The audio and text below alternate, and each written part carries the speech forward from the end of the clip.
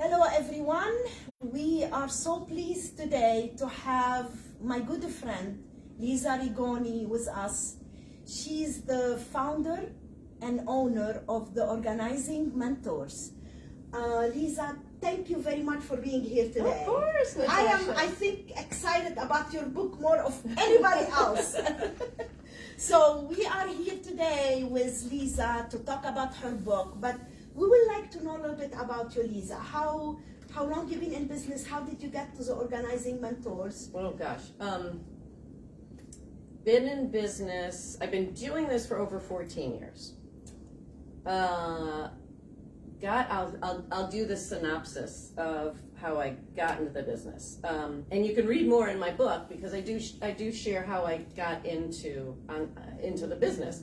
So we moved here with my husband, and I moved when my daughter was 6 months old from Chicago, and I had a fitness company. And when we moved here, I didn't know anybody. You know, I had my sister-in-law, and she introduced me to like a mommy and baby yoga class in Herndon or something. So I met some moms there, and then I joined a gym, and then I started teaching there. And you know, at the apartment building, we had there was a gym, so I started training some people, but it just wasn't the same. You know, I didn't know anybody, and my daughter was little, and I just wanted to be a mom. So luckily, I was able to do that. And then on play dates, my friends would start complaining how dirty their garage was or how unorganized they were, and I was like, well, let's clean it, let's do something. They're like, no, you don't want to do that. Like, no, I said, yeah, I do, because I loved doing it. And long story short, my friend suggested you should do this as a business. You're really good. And I was like, well, this isn't a business. This is just something that I do for myself, because I found out when I was 40 that I had ADD, and that going back, I was like, that's why I used to organize when I was younger, because it calmed me and it gave me structure and it gave me something to focus on other than whatever crazy shit was in my head. Oh, excuse me, stuff was in my head. And so I just thought everybody did it. Everybody knew how to organize, whatever that meant to them. But people don't.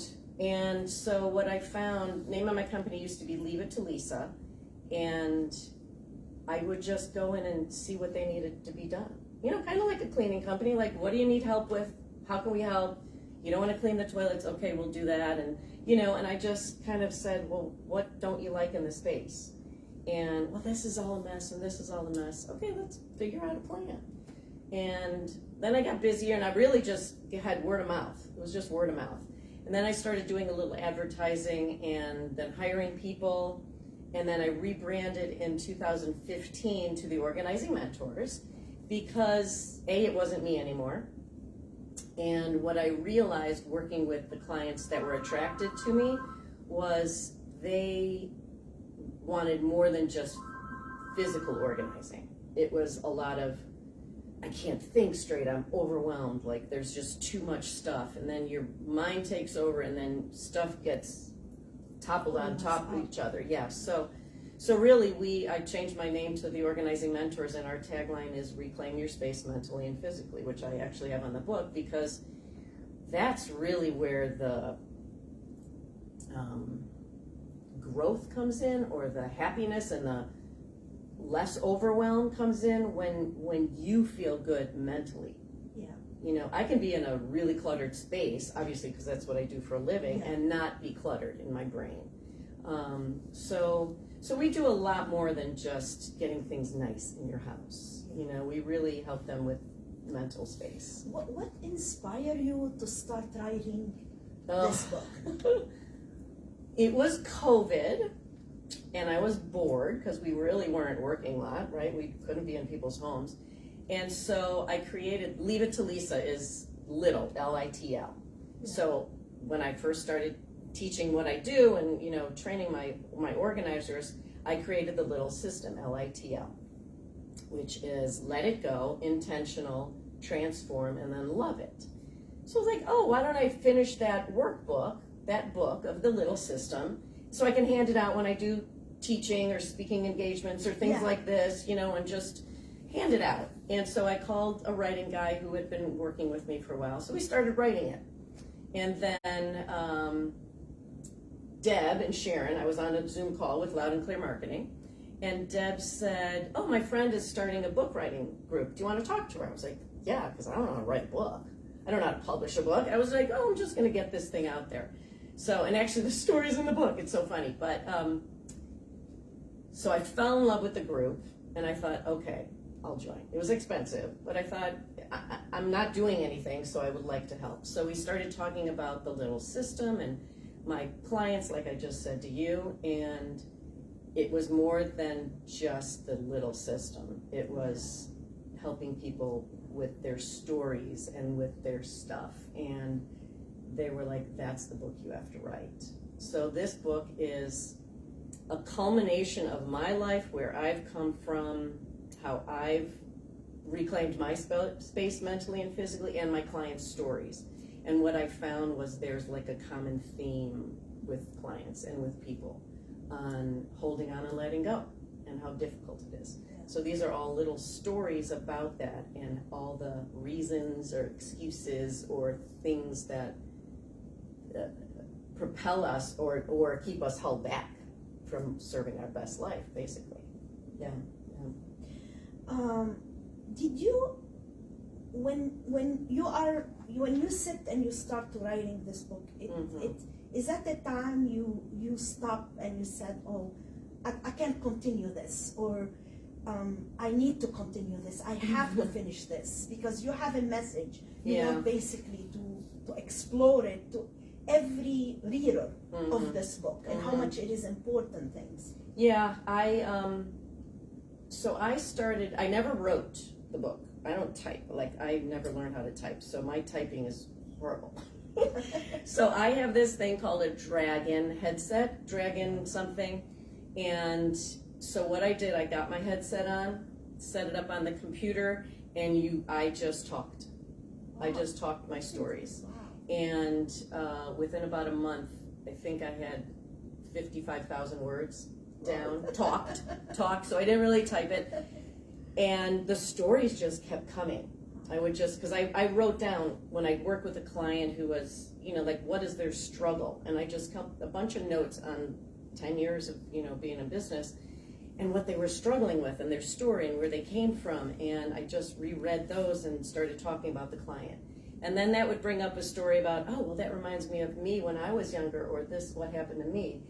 And so this huge document of lots of words, then I was like, now what? Now what do I do with this? And I knew 2 years ago, I started writing it on my dad's birthday 2 years ago. And it's coming out, well, it's out now, but it's coming out this Wednesday for the launch, and my dad's birthday is Friday. So it's like 2 years in the making. But I knew I had hit something that hadn't been talked about or discussed when people were reading just that blob of words and going, oh my gosh, I can relate to that. Or that's what I do. Or this, oh yes. And then I started seeing it in TV shows and in people and, in more areas of my life. So I knew it had to be out. Didn't know what it was going to look like, because that 2 years ago version is not this version. It's changed a whole lot. It's morphed into something I'm really proud of. What was your favorite part of the book? Is that like a time when you get to some point, like it make you smile or make you like laugh about it, or say, okay, like the stories in the book? Yes, or something like that, like, or maybe something like said, oh my God, do I have to put this? Or something like that, I mean, what is... There's a lot of parts. Oh, okay.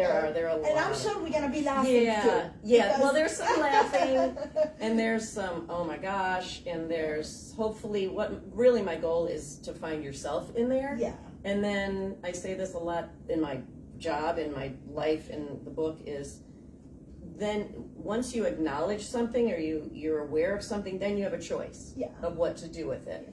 But I found so much stuff about myself. Like, I did a lot of therapy with myself in this book. My friend, who's my writer, my editor, developmental editor, who I met through that group. Yeah. Michelle Gill. She's become like one of my greatest friends. She's also a writer, and she would ask me questions when we were working on a story that prompted me to go, oh my gosh, yeah, I am holding on to that, or that was because of that. The reason. And I put it in the book. Yeah. So, because I wanted to help people. So, yeah, there were a lot of aha moments. There were a lot of, oh, should I put that in? Like, I had asked my brother, I have 3 brothers, because they're in there.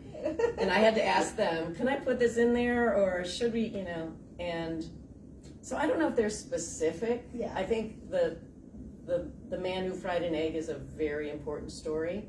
I don't know. I like it all. Yeah. I really do. Well, and you some did of it I enjoy don't it. like That's the because it has to go out, but I not that I don't like it, but it's things like, oh yeah, we got to get that in the book. Is there a lot to do before you dive in and start writing a book? I don't know. There's a lot of stuff that happened with the publisher that I had. She gave me a whole list of things I had to do, and we had, dates and things like that. I don't know. I'm sure I did. I just, you know me. I just dive in and I go whole hog, and I don't know what I'm doing. It just kind of turns out. But no, I mean, for me, I just did it. Yeah.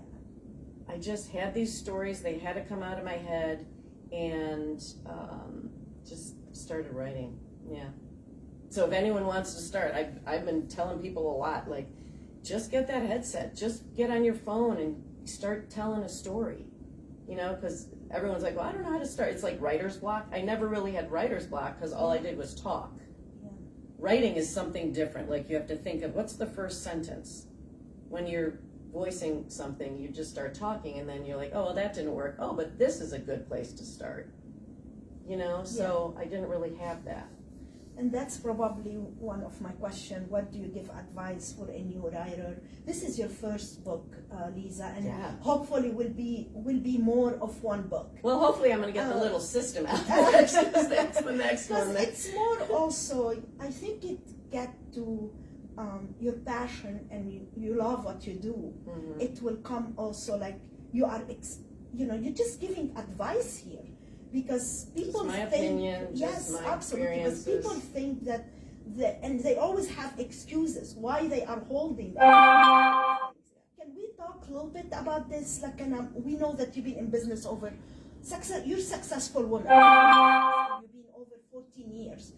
What do you think? Is that come up like kind of mentally, or the people who hold off for years and years and years? And I will tell you, example, my husband. My husband is kind of the same thing. Mm-hmm. He hold and stuff for a long time because he's attached to it and have a story behind it or something. Can you talk to us a little bit about, when will we come on this? Well, what I found for myself, and I'm going through my house again, because even writing this has me thinking differently. Like, why am I holding on to something? Just the other day, I went through my house, and I saw this little angel thing my mom gave me that's just been sitting in our guest bedroom. I remember her giving it to me, and I said, because we're trying to downsize, not really, but Marina's out of the house, like, we have a big house, we don't need it. I have to start doing this. And I just looked at it and I said, yeah, it's nice, but I don't need it. I think someone else might find it and buy it. And that's what I have to think of. That's what I say to my clients. If you don't like it, or if you don't want it, why? First of all, like, for me, it's not like I didn't want it because my mom gave it to me. Yeah. It was just taking up space. It was just there. I kept something else. My mom and I used to exchange beautiful little gifts, and we'd see something and give it to each other. My mom more than me. She would just, if it was on sale, she bought it. That kind of mom. And I just looked at it and I said, Mom will be okay if I don't keep it. And I put it in the box. So we hold on to things. I hold on to things. People in the book, my clients, we hold on to stuff because it's there. It looks good.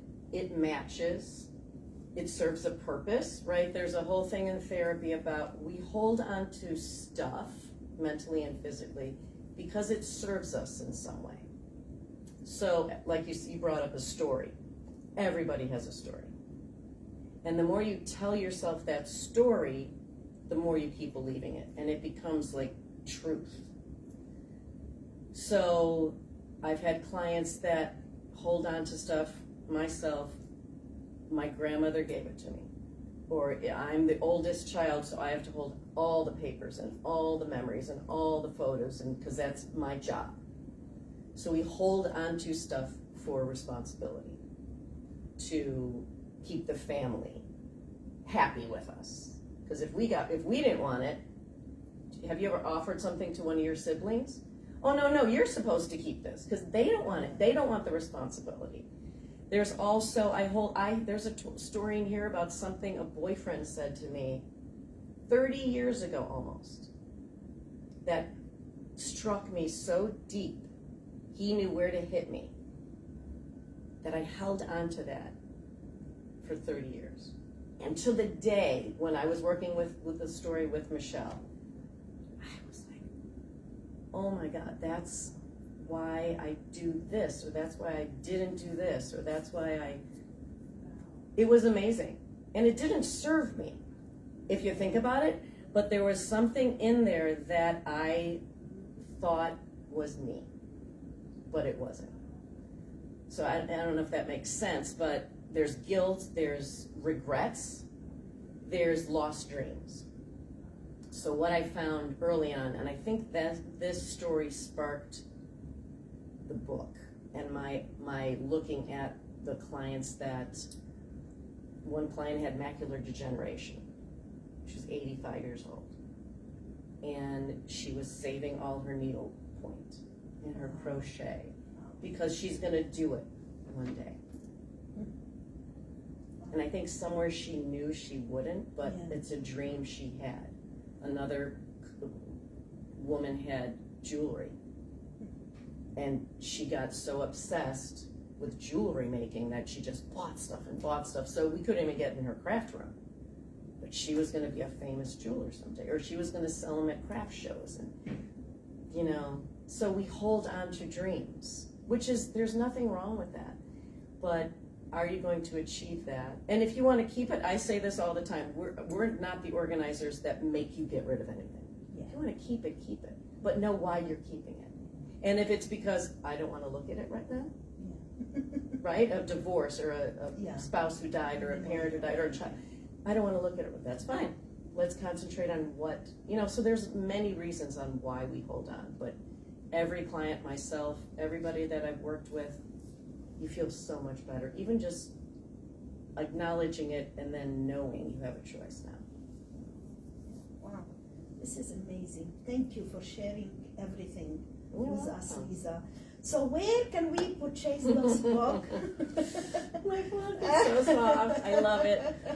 Well, it's actually, today is the Kindle launch, the ebook. You don't have to have a Kindle, ebook on Amazon. And so today we start counting to #1 status, hopefully. Or, number 2, number 3. And so the sales start today. 99 cents, and then on Wednesday you can buy the book on Amazon, but you can go to my website and find the link, and then you'll learn a little bit about me and all that, and that's theorganizingmentors.com/book, and it goes right to the book page. So, and we will post the link for the Amazon you. after, so if somebody would love to. Is that going to be another book, Lisa? Yeah, the little system. I'm planning on doing it. It says it in the end of the book, so I have to do it now. I really didn't want to put it down, but now it is. No, but that's the book that, so there's the little systems in there, just a short chapter about it, so you can start doing it, with the questions that you might have going through the book in your own home and in yourself.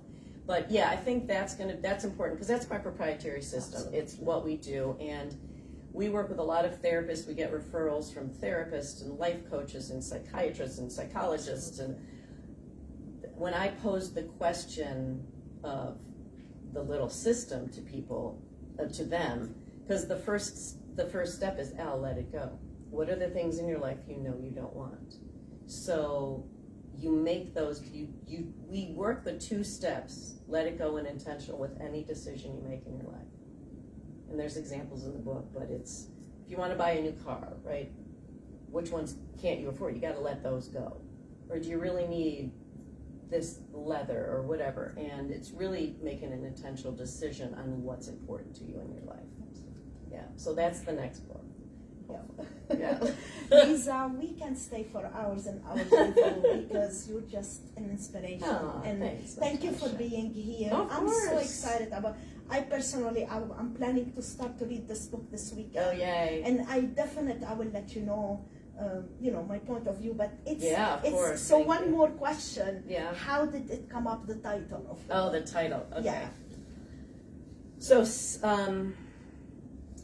my whole life, I have always somehow used the word, said 17 when I'm exaggerating something. Like, I slept for 17 hours, I drank 17 margaritas, it took 17 hours to whatever. It's just one of those, it just comes out when I'm exaggerating or, being funny. And then I met a woman who had 17 spatulas in her kitchen. And when I used to do my elevator speech at networking events, I used to say something like, so we can help you with 17 spatulas in your kitchen, getting your cars in your garages, whole house moves and pack-ups. And so that 17 spatulas was like, oh, that's really strange that I met a woman who did that or had that. And then I tell her a story, and it's what she taught me was keep the things that really mean something to you.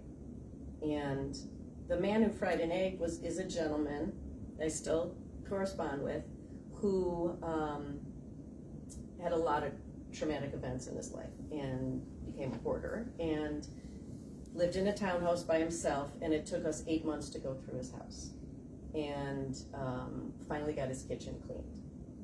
And you have to read the book for the finishing, but you can kind of guess it. But that's kind of the clients we can help with, just small stuff or change your life. So that's where it goes. Again, on Wednesday, it will be in Amazon. We will post the link after we finish here. Mm-hmm. Lisa, thank you very much. Of course. And I'm looking forward to have you again. Okay. After your my second another book book. is, Oh, God. is done. And maybe we'll bring you on the middle to see where are you at. Okay. So, thank you very much Oh, for sure, being here, Natasha. Lisa. Thank you. Bye-bye.